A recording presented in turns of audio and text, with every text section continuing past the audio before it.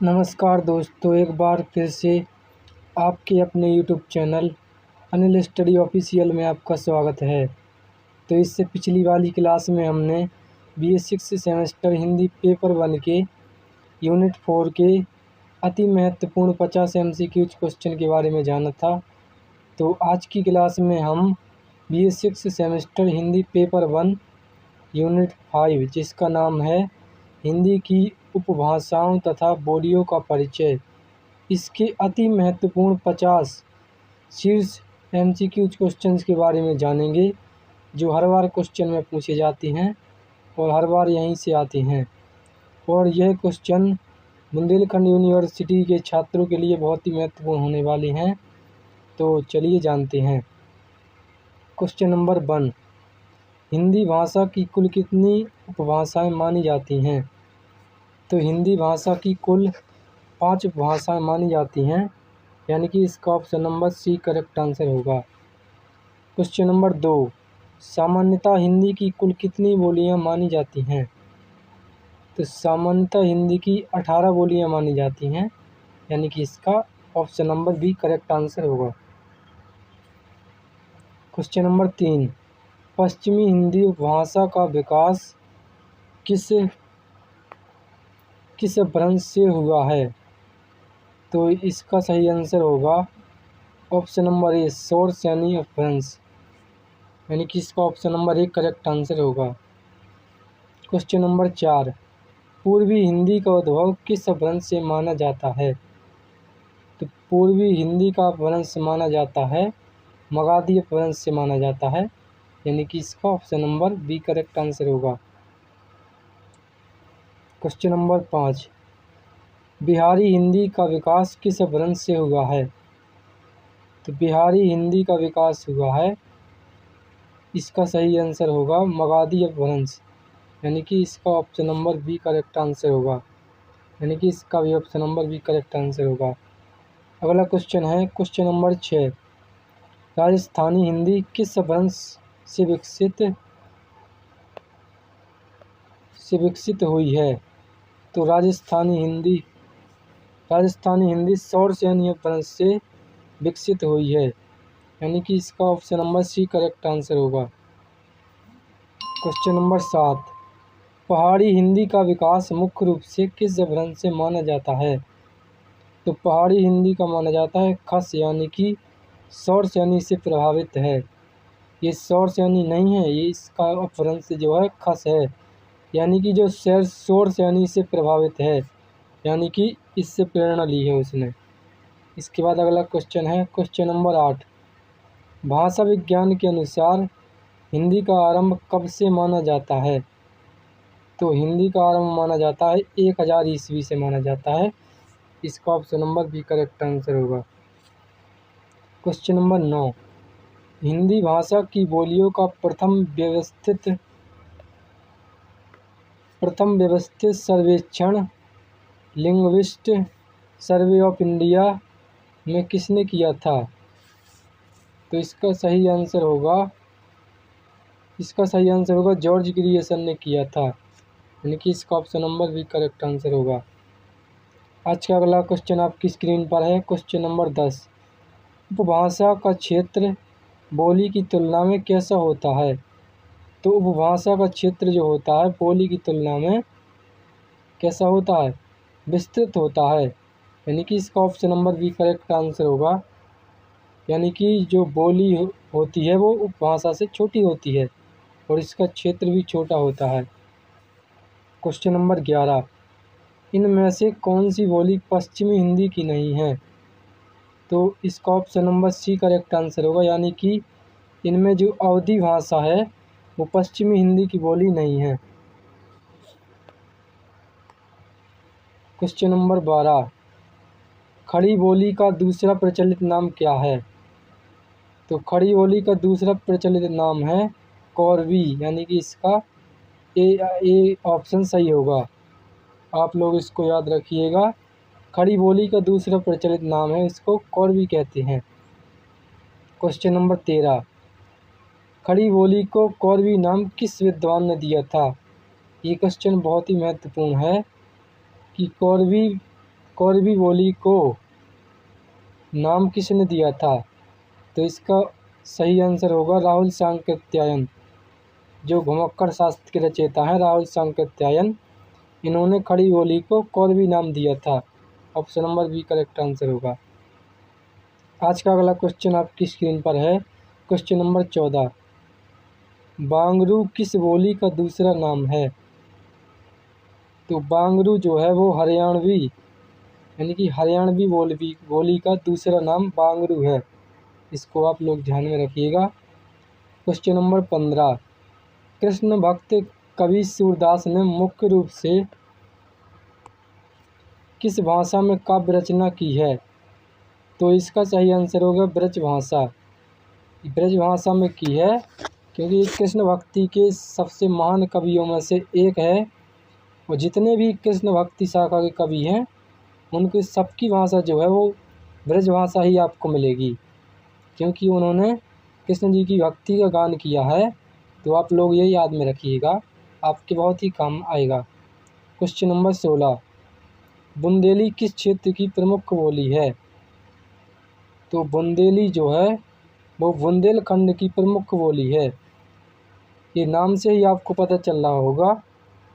बुंदेलखंड जो कि UP and MP में पड़ता है। कुछ ज़िले यूपी के बुंदेलखंड में पड़ते हैं और कुछ एमपी के पड़ते हैं। तो अगला क्वेश्चन है क्वेश्चन नंबर 17।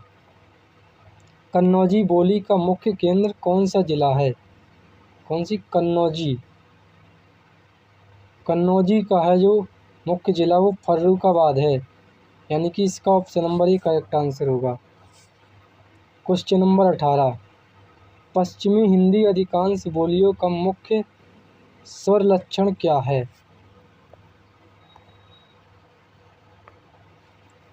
तो इसका सही आंसर होगा ओकार बहुला और अकार बहुला, यानी कि इसका ऑप्शन नंबर एक करेक्ट आंसर होगा। Question number 19। खड़ी बोली का मुख्य केंद्र कहाँ माना गया है या कहाँ माना जाता है? तो खड़ी बोली का मुख्य केंद्र माना जाता है मेरठ और बिजनौर, यानी कि इसका ऑप्शन नंबर एक करेक्ट आंसर होगा। Question number 20। ब्रज भाषा का मुख्य केंद्र क्या है?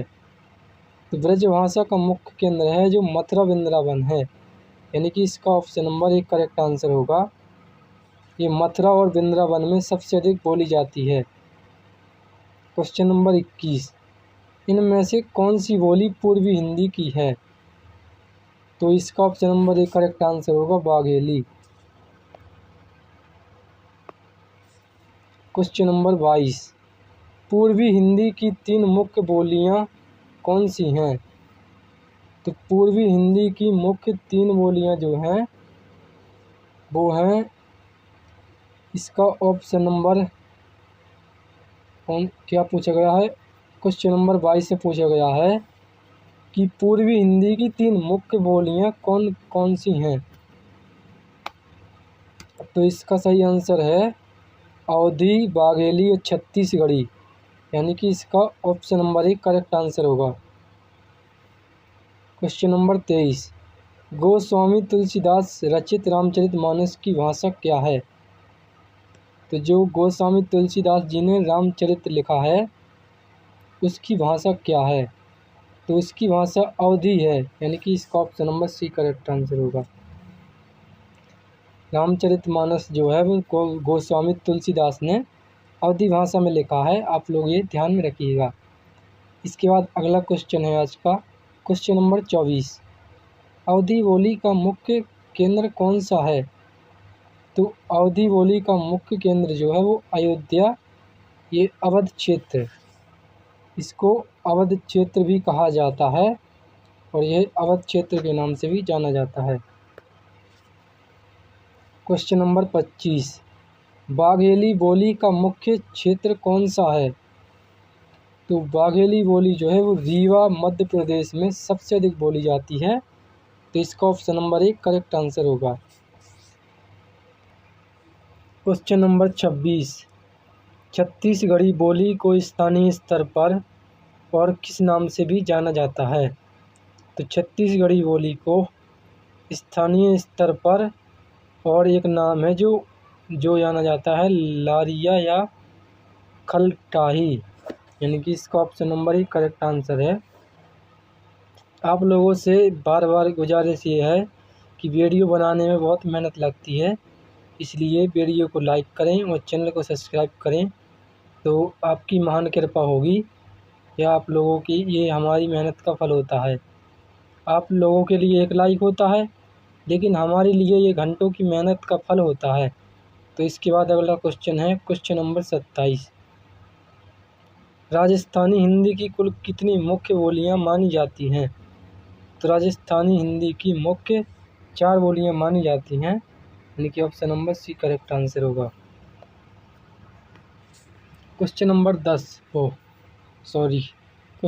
28। इनमें से कौन सी राजस्थानी हिंदी की बोली नहीं है?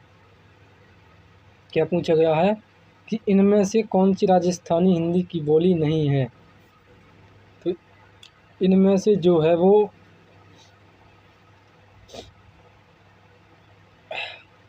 ऑप्शन नंबर डी मगही जो है वो राजस्थानी हिंदी की बोली नहीं है, यानी कि option number D correct answer होगा। Question number 29। पश्चिमी राजस्थानी को किस नाम से जाना जाता है? पश्चिमी राजस्थानी को मारवाड़ी नाम से जाना जाता है, इसका ऑप्शन नंबर एक करेक्ट आंसर होगा। आज का अगला क्वेश्चन आपकी स्क्रीन पर है। पूर्वी राजस्थानी को अन्य किस नाम से पुकारा जाता है?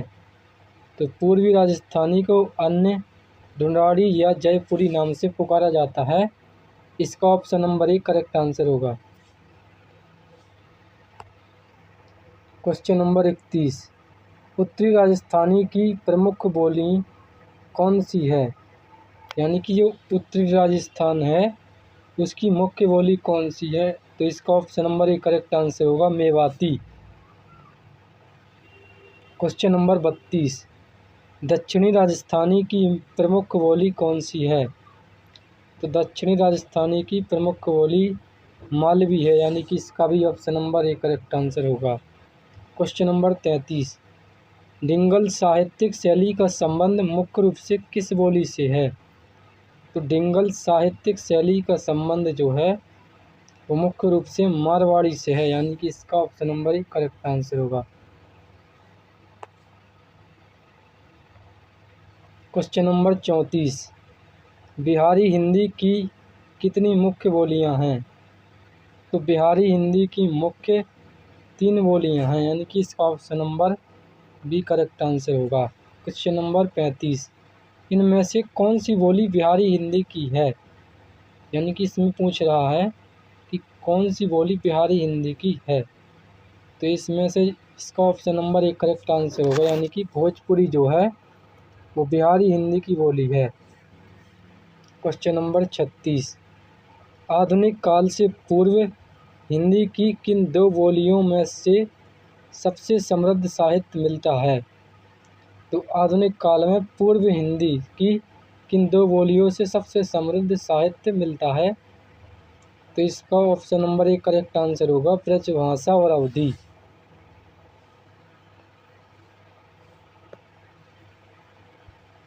Question number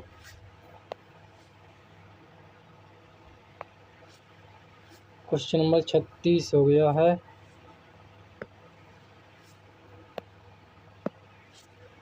question number 37। Maithili मुख्य रूप से किस राज्य की बोली है? इसमें पूछा गया है कि मैथिली मुख्य रूप से किस राज्य की बोली है? तो मैथिली जो है वो बिहार राजस्थान की मुख्य बोली है। Question number 38। उत्तर प्रदेश के पूर्वांचल और बिहार के पश्चिमी भाग शाहाबाद चंपारण में कौन सी बोली बोली जाती है? तो इसका सही आंसर होगा ऑप्शन नंबर एक, इसका करेक्ट आंसर होगा भोजपुरी।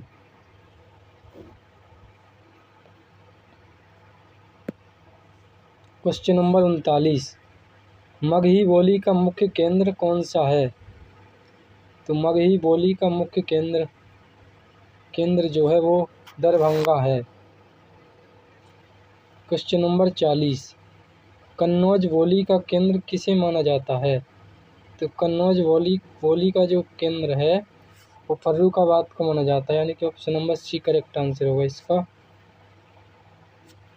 क्वेश्चन नंबर 41, पहाड़ी हिंदी की शाखाओं में किसे शामिल किया जाता है? तो पहाड़ी हिंदी की शाखाओं में पश्चिमी पहाड़ी को भी शामिल किया जाता है, मध्यवर्ती पहाड़ी, कुमायूं गढ़वाली को भी शामिल किया जाता है और पूर्वी पहाड़ी नेपाली को भी शामिल किया जाता है, यानी कि इसका option number D correct answer होगा। उपर्युक्त सभी, ये सभी होंगी ना। क्वेश्चन नंबर 42, कुमायूं और गढ़वाली किस उपभाषा की बोलियां हैं? तो कुमायूं और गढ़वाली जो है वो पहाड़ी, यानी कि पहाड़ी हिंदी की बोलियां हैं। Option number B correct answer होगा इसका।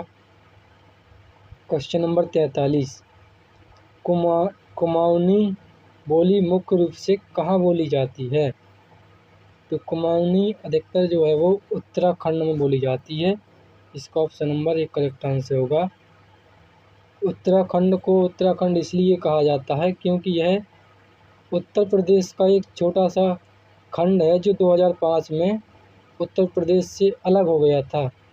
यह जानकारी भी आपको पता होनी चाहिए। क्वेश्चन नंबर 44, गढ़वाली बोली का मुख्य क्षेत्र कौन सा है? तो गढ़वाली बोली का मुख्य क्षेत्र जो है गढ़वाल मंडल उत्तराखंड है, इसका ऑप्शन नंबर एक करेक्ट आंसर होगा। क्वेश्चन नंबर 45, भूतकाल में ने परसर्ग कारक चिन्ह का प्रयोग किस बोली की मुख्य विशेषता है? तो इसका सही आंसर होगा खड़ी बोली का, यानी कि इसका ऑप्शन नंबर एक करेक्ट आंसर होगा। क्वेश्चन नंबर 46, किस बोली में ने परसर्ग का प्रयोग बिल्कुल नहीं होता है? तो इसका सही आंसर होगा अवधी, यानी कि अवधी भाषा में ने परसर्ग का प्रयोग बिल्कुल नहीं होता है, इसका ऑप्शन नंबर एक करेक्ट आंसर होगा। क्वेश्चन नंबर 47, किस बोली में ठा ध्वनि का प्रयोग अधिक होता है? तो जो ठा ध्वनि का प्रयोग होता है वो राजस्थानी और हरियाणवी में सबसे अधिक होता है। क्वेश्चन नंबर 48, बा या बाटे शब्द का प्रयोग है के अर्थ में किस बोली में होता है? तो इसका सही आंसर जो होगा वो होगा भोजपुरी में, यानी कि इसका ऑप्शन नंबर एक करेक्ट आंसर होगा। क्वेश्चन नंबर 49, भारतीय संविधान की 8वीं अनुसूची में हिंदी की किस एकमात्र बोली को राजभाषा का दर्जा प्राप्त है? तो भारतीय संविधान की 8वीं अनुसूची में हिंदी की किस एकमात्र बोली को राजभाषा का दर्जा प्राप्त है, ये पूछा गया है। तो केवल एक वो मैथिली भाषा है जिसको राजभाषा का दर्जा प्राप्त है। क्वेश्चन नंबर 50, भाषा और बोली के संबंध में कौन सा कथन सर्वथा सत्य है? यानी कि भाषा और बोली के संबंध में कौन सा कथन बिल्कुल सत्य है? तो ऑप्शन नंबर ए है, भाषा का क्षेत्र व्यापक और बोली का सीमित होता है, ये भी सही आंसर है क्योंकि भाषा का क्षेत्र बहुत बड़ा होता है और बोली छोटे क्षेत्र में बोली जाती है।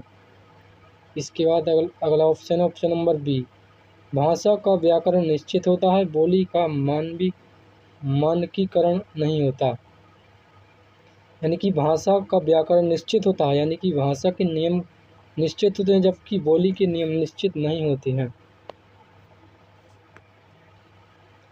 इसका सी ऑप्शन है, बोली का विकास ही आगे चलकर भाषा का रूप ले लेता है, क्योंकि जो बोली छोटे छोटे क्षेत्र में बोली जाती है ये आगे चलकर भाषा का रूप ले लेती है, तो ये भी सही है।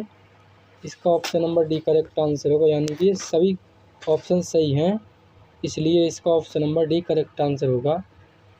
आशा करता हूँ कि आप लोगों को हमारी क्लास समझ में आई होगी और आपको पेपर के नज़रिए से बहुत ही महत्वपूर्ण क्वेश्चन छांट कर लाए हुए थे हम। तो अगर आप लोगों को वीडियो पसंद आया हो तो वीडियो को लाइक शेयर कमेंट करें और हमारे चैनल को सब्सक्राइब करें क्योंकि आपका एक सब्सक्राइब ही हमारी मेहनत का फल होता है। धन्यवाद।